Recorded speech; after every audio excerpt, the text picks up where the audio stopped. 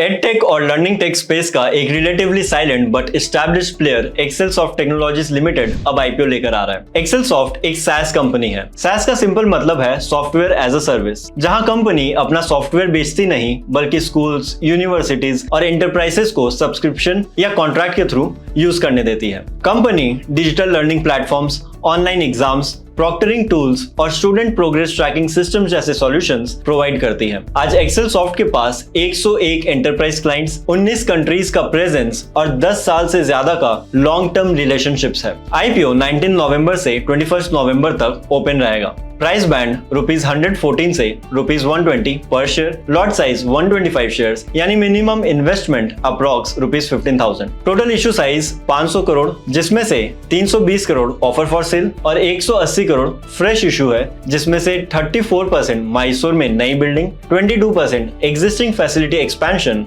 30% IT infra upgrade और बाकी general corporate purposes के लिए यूज होगा। इशू के बाद प्रमोटर होल्डिंग 94.6% से 59.1% तक रिड्यूस हो जाएगी। फाइनेंशियल्स स्टेबल है, लेकिन रेवेन्यू ग्रोथ पिछले 2 सालों में सिर्फ 10% CAGR रही, लेकिन प्रॉफिटेबिलिटी स्ट्रॉन्ग है। EBITDA margin 31%, PAT margin 15%, return on invested capital 19.5% और बैलेंस शीट पर ₹248 CR cash reserves as of June 2025, जो कंपनी को फाइनेंशियली कंफर्टेबल पोजीशन में रखता है। एक्सेलसॉफ्ट की स्ट्रेंथ्स इसका खुद का proprietary learning and assessment platform, established global clients जैसे पियर्सन और 19 कंट्रीज में प्रेजेंस से आता है। क्लाइंट रिटेंशन भी स्ट्रॉन्ग है। 64 क्लाइंट्स 5 से ज्यादा सालों से कंपनी के साथ जुड़े हुए हैं, पर की रिस्क भी सिग्निफिकेंट है। कंपनी का 59% रेवेन्यू पियर्सन से आता है, जो हाई कंसंट्रेशन रिस्क क्रिएट करता है। एडटेक या SaaS में टेक्नोलॉजी फास्ट चेंज होती है, तो कंटिन्यूअस इनोवेशन क्रिटिकल है। और रेवेन्यू का 90% से ज्यादा इंडिया के बाहर से आता है, जिसकी वजह से फॉरेक्स फ्लक्चुएशन का इम्पैक्ट भी पड़ सकता है। तो ओवरऑल एक्सेलसॉफ्ट एक नीश प्रॉफिटेबल